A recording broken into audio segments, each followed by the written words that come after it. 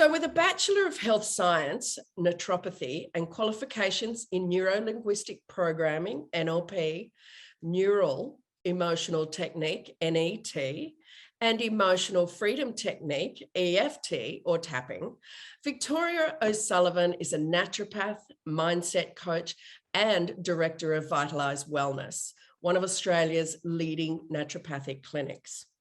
Her passion for neuroplasticity and quantum physics and meditation has taken Victoria around the world to learn from key thought leaders in these fields. Victoria shares her 2 decades of experience via media and features regularly on national television, radio, and in print media. And she's also an esteemed member of Pure Health Hub's advisory board. Welcome to Pure Health Hub, Victoria. Thank you, Lindy. Thank you for having me along.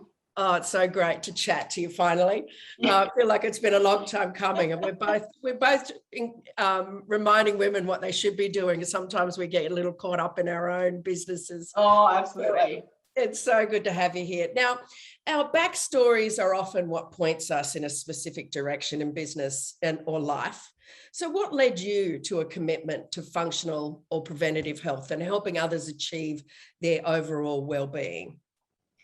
For me, I think I definitely was born into the industry. And so I think, at the risk of sounding kind of woo-woo, I think I'm soul-led in the industry. And really, I lost my dad at 19. He dropped dead of a heart attack. But before that, I was in the weeks, 3 weeks before, I was managing one of the stores that we had, a family health food chain, and quite successful. And a customer came in to the store, and he would have been a man. I was 19 at the time, and he seemed quite old. He was probably only in his 50s, but when you're 19, he looks really old. And I can't remember what it was about, but I gave him a couple of things for his gut and for liver and so on. And anyway, a couple of days later, he came back, maybe a week later, and he said, "I just wanted to come in and say thank you. You've changed my life." And he'd been really unwell and sick, and it was really, that was a defining moment for me.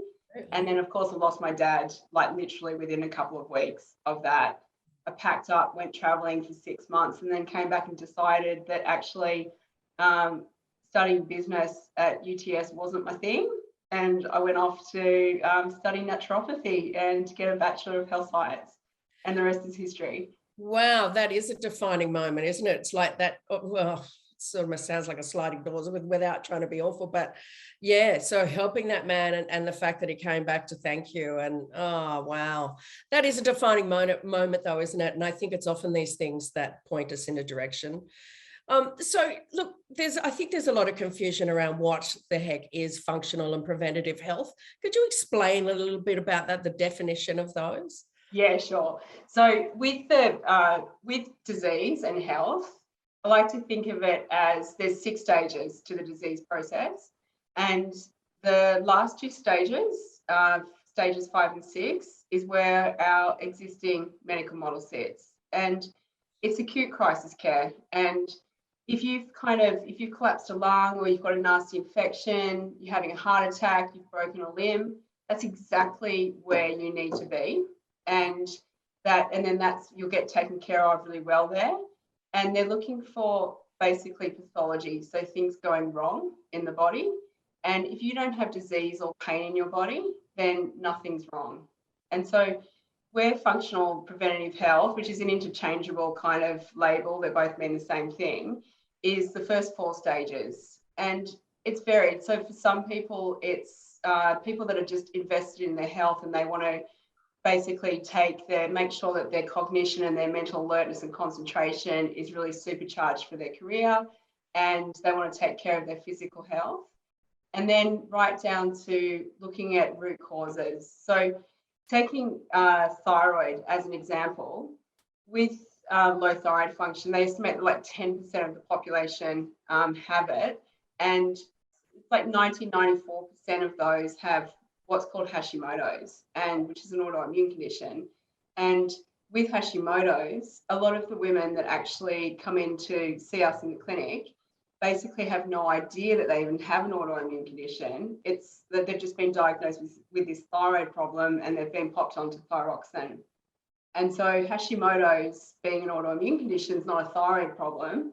It's the immune system basically throwing fire bombs up to the thyroid gland. And so it's working out what's causing that immune driver to actually drive and cause problems with the thyroid gland. And so then we go looking for the root causes. And so the root causes can be leaky gut, ecosystem disruption in the rainforest in the gut. It can be nutrient deficiencies, food allergies and intolerances. And so you basically find out what actually is the underlying issue, and it's usually multifactorial, and then you work on fixing it. Yeah, look, it is amazing, isn't it? So there's 4 steps, well, 5 steps, did we say, before we really should be even getting to a GP. You know, as you say, it's acute care, so it's urgent or acute care. Interesting, isn't it? So I think we've forgotten that this area of our gut, this is all kind of relatively new, right? But that we're finding out, but we're not taking, and I will talk a little bit more about that in a minute, actually. I won't jump ahead. But now, as I was we were always talking about that. So we can be our own worst enemies when it comes to our health, especially when it comes to ignoring symptoms. It's not just the men who do that. Yeah. Sometimes we just put these down to growing older. But that can often mean we are disregarding potential signs of ill health. Now, without turning into Dr. Google, what are some of the physical signs we should be mindful of? Yeah, okay. So one of the key things is waist measurement. So for women, once the waist measurement kind of creeps up above 88 centimeters, and it's not only just becomes a weight loss issue where women can feel like they can look at food and put weight on, but the weight around the middle inflames the body. And so if you've got, it's around our vital organs, but if you've got pain or inflammation elsewhere in the body, then basically it's going to be turning up that simmer dial in the body. And for every centimetre that we carry around the middle, as an example, it's a further 8 kilos on the knees. So in terms of mobility, and it also affects things like hormonal imbalance within the body. So keeping your waist for women under 80 centimetres is the ideal, and from a longevity health point of view. And so that's one of the main key things. And then for women as well, having a look at the cycle and what's happening there. A good way to think about it is that your period is like, if you're still cycling, that is like a monthly score check on how well your health is. And so it's normal to have mild symptoms around your period, mild cramping, but if there's heavy bleeding and pain and a lot of clots, as an example, then that's an issue that's like a warning sign that something's not right in the area, as an example. See, that is really interesting. It was brushed under the carpet all the time. It was like no big deal. That was just what it was.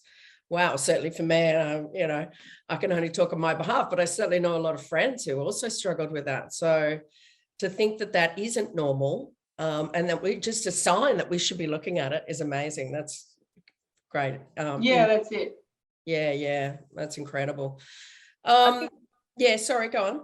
I think one client that really stands out to me is like years ago in practice, but such a good example of it. She was 19 years old and she had diagnosed endometriosis, and she was having bleeding for 3 weeks of the month, and she was in a lot of pain, fatigue, discomfort, and she'd exhausted all medical options. So she tried the oral contraceptive pill, she tried the Mirena, and she tried having the endometrial lining scraped, etc. And then the final solution from her medical practitioners was, well, you're just going to need to have a hysterectomy. So fortunately, her mum was in the room when that was suggested. What? And so when she came to us, like what her underlying triggers were, got to a point where her cycle was really well managed. The bleeding was back within normal range. The pain was managed. And a couple of her main triggers from a food point of view were sugar and gluten. And that's it. Yeah. So no hysterectomy was needed at the end of the day. For a 19-year-old. Oh, that is just an unbelievable example. That's what I'm talking about. This is the stuff that needs to be out there to just send alarm bells about making sure that we just don't take. I mean, I'm not here to bag. We don't bag the medical profession. They're there for a reason. Right, absolutely. And they, but that's incredible. Yeah. And my thing is that they're just so overworked and under-resourced that, that's right. It's hard for them to sort of look outside that box sometimes. Wow, that's an incredible case study. So coming back to the GP. So our GPs are an important part of our maintaining good health as we age. But again, and this is a perfect example, their role is more reactive than proactive, would you say? And how can we be more proactive by using functional medicine and contemporary medicine when we need it to influence our health? So there's a couple of things that are really worth tracking from a health point of view. So with the one of the key things is sleep quality. And so some people, for example, Lindy, have 7 hours sleep and wake up in the morning thinking, oh, I've had my appropriate amount of time for sleep, but they're still exhausted when they wake up in the morning. And so sleep quality is really important. And sleep, I think, is not another one of those key issues that kind of need to be we need to be mindful of from a longevity point of view. And they say that it's 39% of Australians have issues with sleeping, but that is with the people that know that they have issues with sleeping. If I do it anecdotally with just my group of friends, it would be 80%. Totally. So sleep is a massive issue. And again, I think we just took it for granted that we either slept or we didn't sleep. It's like a GP would say when you're going in there and you're saying, well, I can't sleep. And they're like, that's all right, you will eventually.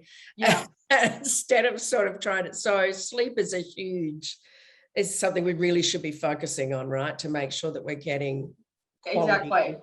And so for the body to kind of heal itself, we need 80 minutes of deep sleep. And that doesn't sound like a lot, but a lot of people don't get that. And if you're not getting that quality sleep, then I can't believe they've got to do studies on it. But on average, you'll consume 500 more calories the following day, which becomes an issue with centimeters around the middle.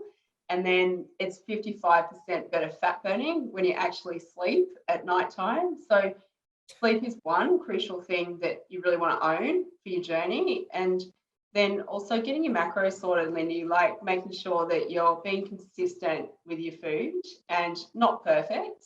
So, and it comes back to the old 80-20 rule. So sometimes you want to eat food that is not on plan because we're human beings, not robots. And sometimes you just want to hit the I don't care button. But just being consistent with your food and putting the right food on the plate to switch the metabolism on. So keeping the inflammation down in the body and balancing your hormones.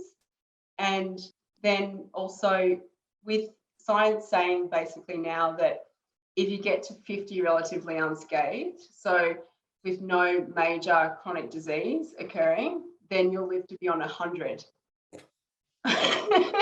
Really? I can't see myself getting there, but I could tell you it all but came crashing down at 50 or 55 actually. But wow, okay, well that's okay. Well, got to be happy with that. And so you want to be well, right, in your later years. And so it's also weight-bearing exercise as well. So a lot of people skip out on or they feel intimidated going to the gym and lifting weights. And protecting that muscle mass. Two key things with healthy aging is one, being able to stand up in your later years and then not risk falling over at the same time. And then the other thing is healthy mind cognition as well. And what can we be doing, just while we're on that healthy mind cognition, what can we be doing to improve that and maintain that? What are some of those tricks that we should mind? Yeah. So sleep again. Yeah. Okay. So yeah. Coming back to the sleep, the weight bearing exercise, and was the last one you just said? The weight bearing exercise and anyway, so they're the two. Yeah, and then also like things like keeping the food on the plate and being consistent with that, keeping the inflammation down. Consistency, yeah. And now there's a lot of links. They liken things like dementia to a type 3 diabetes. So managing your blood sugar and keeping that under control as well, and removing subtle nutrient deficiencies as well is really important for healthy brain aging. Yeah, sugar really is a toxic toxic premium, isn't it? It's been, you know, the devil in so much, and the inflammation it causes is extraordinary. Yes. All right. Now, obviously, if money wasn't an issue, and what I'm learning right now is how much is spent on natural therapies, we'd all have a naturopath, a chiropractor, a herbalist, etc. We can sort of mix that around, but that's not realistic. What else? I mean, we've said, actually, I think you probably covered it, but we've said, you know, what else can we be doing during our own health journey? So making sure that we're consistently exercising, but that doesn't mean running a marathon, right? Yeah. But just weight-bearing exercise, diet. And I know we talk about this all the time, but I think we're just not taking it seriously enough, and how it can impact, you know, how we can be feeling so much better if we just, you know, we can still have a glass of wine, we can still do all these fab things, but I think, yeah, they're the primary things. So women of a certain age are constantly, and we've talked about this, constantly talking about how fatigued we are. And of course, there are many reasons for this, some of us taking too much on. But in your experience, what are some of the other common physical manifestations of this? So one of the key things, there's a couple of things, is chronic nutrient deficiencies, and also making sure that you're sitting in the optimal range, not just passing and scraping through the ranges. So taking iron as an example, and a lot of women, 1 in 5 women are low in iron, and iron, it transports oxygen around the body. And it sneaks up on you, iron deficiency. So all of a sudden you're walking up the stairs breathless, you're in the kitchen, mainlining some sugar or chocolate because you're just so tired and you're trying to get a hit. And it can affect like mental alertness and concentration. So in the blood ranges, a good optimal range kind of sits around 17, and then you want your iron stores to be up around 80. And so sometimes women like just scrape in and they're just 9, and it's enough to just be this low grade, persistent, oh, I'm just tired all the time. And particularly if the cycle is a little heavier as well. And that also, Lindy, goes for things like B12 and iodine. A lot of women are low in iodine, something like more than 90% of women in Australia are low in iodine. And then that then affects thyroid function. Yeah. Causes things like brain fog, and the nutrient deficiencies are really key.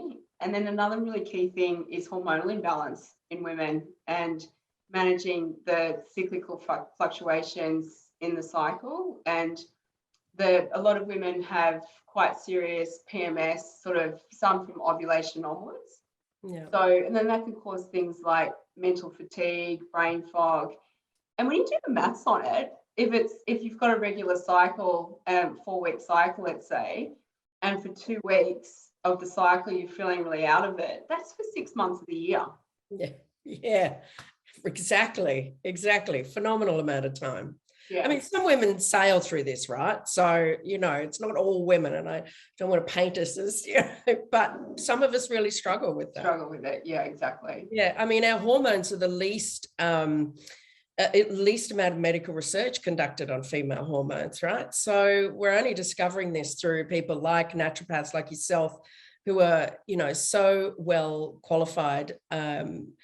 You know, you've spent years learning about this, but I think we keep wandering into the poor old GP going, I'm feeling fatigued. And that's like saying to them, how long's a piece of string? Yeah. Right? Yeah. So they're just going, oh, okay, well, we'll try this. You know, so I think we just put too much pressure on our GPs, and we need to be taking ourselves through those first 5 steps. Yeah. You know, before we get to the GP. So that's a really good example. The hormones are a massive part of us, and we need to be able to understand them a little bit more and treat them better. Yeah, that's right. And I think with fatigue, I think if you're not, like, sometimes you're just tired, you have a tired day, but if you're not feeling refreshed after you've had a good night's sleep and you've been consistent with your sleep, then it does warrant further investigation into what's going on underneath the lid, so to speak. Yeah, exactly. And I think, again, we spend, it just goes on to the next question, but we spend a lot of time in stress mode. So now it's widely recognized now. I grew up, especially as in my 30s and things, that, I was under stress and that's all good. And it's, that's fine. That's all good for me. I thrived on it. I thought, until you get to over 50 and it comes crashing down. So now we know that it's, that it's fundamental physiological changes happen when we're, under sustained stress. So can you explain a little bit about how unrelenting stress, and not just, something I'm going to get a report done on time, unrelenting stress can have such significant and long-term health implications? Yeah, sure. The longer I'm kind of in the game, it really all points back to making sure you're managing your stress levels as well. The fastest way to send the signal to your biochemistry to heal itself is to try and switch off your stress response, and or at least spend part of your day not slaying the tiger. Yeah. And where the body heals itself is in that opposite response, in the rest and digest phase. And if you think about it, when you're in the stress response, and like you say, Lindy, stress is healthy, it's what gives you motivation and drive. When you're constantly in that slaying the tiger, running from the tiger, there's no room or headspace or energy for the body to actually heal. It's just in a survival response. And also it becomes like a negative feedback loophole from hell, because we become hypervigilant as we scan the environment looking for potential threat in our biochemistry. And so it becomes this self-fulfilling negative feedback loophole. And then if that keeps going on, you hit a point of chronic stress, and all chronic stress has been linked to all of the diseases of aging as well. And because there's no off button in the body for that calming down response and for the body to actually kick in and heal itself. So it's been linked, as we know, to heart disease, it's been linked to cancer, it's been linked to dementia, and all of the diseases of aging. And I guess, being in that constant state of duress or, it leads to anxiety disorders too, right? That's it. So, if you're in that constant state, that's that you're expecting something to happen. Yeah, you're just marinating in the hormones of stress, and then that just becomes that negative feedback loophole. So we become our own worst enemies, and it's hard to switch that response. Can be hard to switch that response off. Yeah, it's hugely important to take note of where you're at with that. Hugely important. All right, let's come down to the quick tips from Victoria. So can you share 3 tips with us to help us reverse that? Let's say we got, and it's not about me at all. Let's say that we've spent our lives under incredible stress, and we know that we've caused damage to our brain, to, physical damage even. What can we be doing to start reversing that or slowing that down, even if we're not at the end of that? What can we be doing?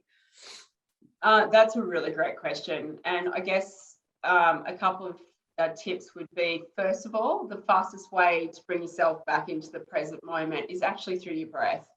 And that will help to slow the chemistry down, and it's in the exhalation which will drop cortisol. So one of the resilience tools I learned was centering yourself, both feet on the floor, 4 counts in on the inhalation, 6 counts out on the exhalation.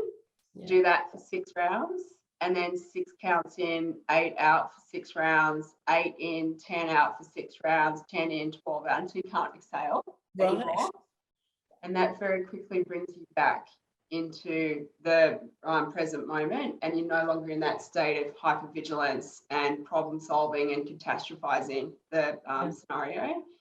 And just building resilience tools across the board. So things like meditation, And in the theta state of meditation, that's where the body can also heal itself. And 20 minutes of meditation is like the equivalent of 3 hours sleep. And so it has this cumulative restorative effect. It won't really help you if you've had a day where something's really triggered you and you're through the roof with stress. It's not going to help you in that moment, but it will build up the bank of resilience for you. So that's a really good tool. Exercise, and once you're in the response, it's hard to switch the response off. So actually getting the cardiovascular system, so high intensity exercise is really good for burning off cortisol. And then I think maybe the final thing really for women in particular is learning the no muscle. Yeah, I don't know. We're pre-programmed with the yes one, right? Yeah. It's incredible. I mean, I'm only just starting to do that now, and I'm not a young girl anymore. Yeah, it's absolutely true. Absolutely true. So we're not putting more and more pressures on ourselves and feeling like we're obliged to do things. And so it's so much easier to get out of a no than it is to get out of a yes. It's so true. It's so true. And the breathing thing, I think I forgot how to breathe. I remember there were times that I go, oh, I'm not breathing. Okay. Like I have to consciously remind myself to breathe. I'm getting better at it. But these things, and I can't be the only crazy woman out there. Yeah, that's it. I think catch yourself holding your breath. Absolutely. And in bed. So I think I just wish I was a little more aware instead of thinking that, I could just keep going along that way and just keep heaping things on myself. I think it's really important that I'm trying to remind women that it's okay. You got to stop. If you don't stop and look after yourself, nobody else is going to be, in any better state either. So yeah, that's right. Is what I mean. So yes. Oh, wow. It's been so good to chat to you, though. It's such incredible tips that you've been able to share. And I think we're still learning every day. Sometimes I think, how do we not know these things? How do we not see our way through? But ultimately, and I think we did know these things. I think women and men knew these things, centuries ago, and they did take the time. The lifestyle was different. Yeah. Things have sped up so fast, we just can't even take a breath. And I think we've got to remember to remind others and ourselves to do that. So thanks, Victoria. Thank you for having me along, Wendy. A pleasure indeed. See you soon. Bye. Bye.